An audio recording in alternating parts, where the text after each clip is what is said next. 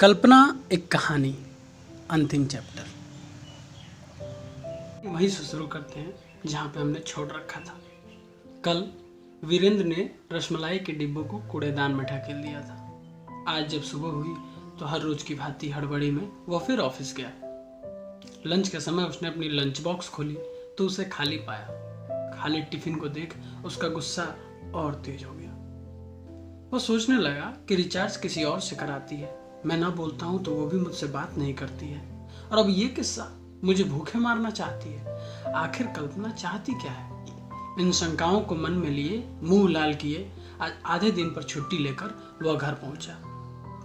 आज वीरेंद्र का जन्मदिन था। सरप्राइज के लिए कल्पना ने वीरेंद्र के पसंदीदा लाल रंग की एक टिफिन खरीदी थी। उसी में लंच पैक किया था। उसे आजकल के लोगों की तरह स्टेटस लगाना नहीं आता था। वीरेंद्र जब घर लौटा तो उसने टेबल पर टिफिन जोर से पटकी और कल्पना से बात करने से पहले रसोई में जाकर खाने की सोची। वहां गया तो उसे नया लंच बॉक्स पड़ा मिला। उसे खोला तो उसमें लंच। फिर उसे याद आया, आज तो मेरा जन्मदिन है, कहीं ये मेरा गिफ्ट तो नहीं।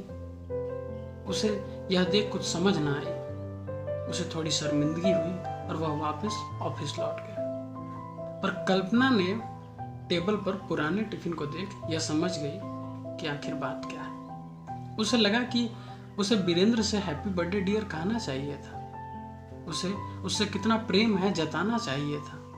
दोनों के नजरों में एक दूसरे के लिए प्रेम है, पर नजरें मिल नहीं रही तो ये प्रेम का धागा टूटा हुआ लगता है।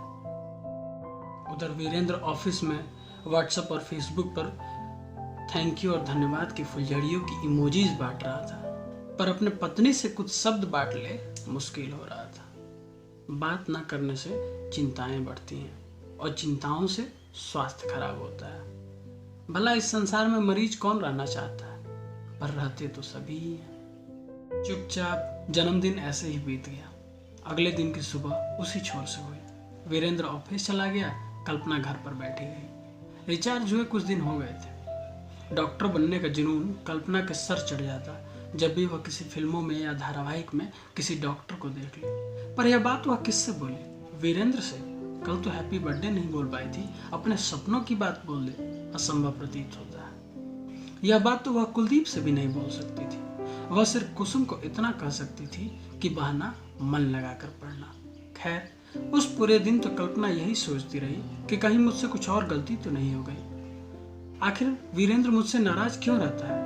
कहीं उसके मन में मेरे प्रति कोई शंका तो नहीं है? आज जब वह लौटेगा तो मैं उसे साफ साफ कह दूंगी कि मैंने कुलदीप से रिचार्ज कराया, और यदि कुछ और बात हो तो मैं क्षमा मांग लूंगी। उधर वीरेंद्र अपने ऑफिस में अपने काम पर मन नहीं लगा पा रहा था। उसके ऑफिस में एक लड़की थी, शालिनी, बहुत खुशमिजाज। इतनी खुशमिजाज कि उसके चेहरे पर उदासी की एक झलक नहीं दिखती थी। उसे देख वीरेंद्र सोचता कि क्या कल्पना ऐसी नहीं हो सकती। फिर उसे ख्याल आया कि कल्पना की भी तो एक जीवन है। वह दिन भर क्या करती है? टीवी के सामने पड़े रहती है और मेरा इंतजार करती है। अगर वह भी कोई नौकरी करती, व्यस्त रहती, तो उसका भी मन लगा रहता। आज वह फिर आधे दिन पर छुट्टी लेकर घर आ पहुंचा। कल्पना वीरेंद्र को देखते ही उत्सुक हुई।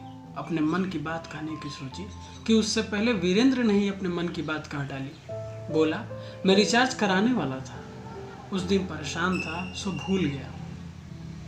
लंच बॉक्स अपने जन्मदिन पर मैं ही गलत उठा ले गया। मुझे गिफ्ट के लिए थैंक यू बोलना चाहिए था।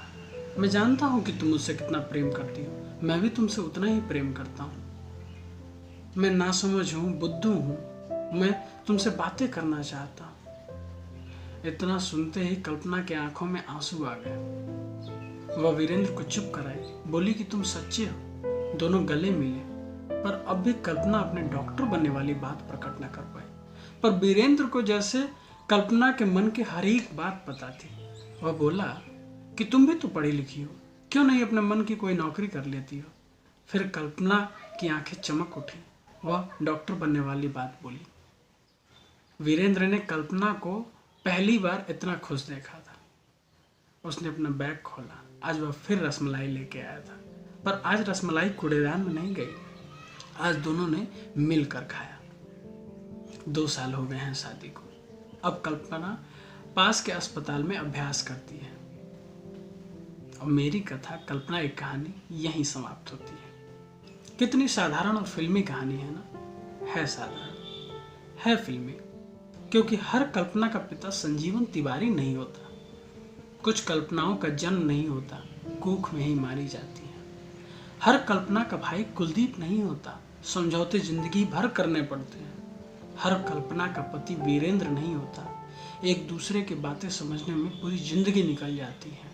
प्यार कभी होता ही नहीं है। खैर, मेरी यह कथा कल्पना यथार्थ से अवलोकित एक काल्पनिक कहानी है, तो इसका अंत तो अच्छा होना ही था, जिसकी बस एक ही मांग है कि मुझे सपनों के धागों से एक सफलता की कमीज बुनने का मौका दो, मौका दो, मौका दो। धन्यवाद।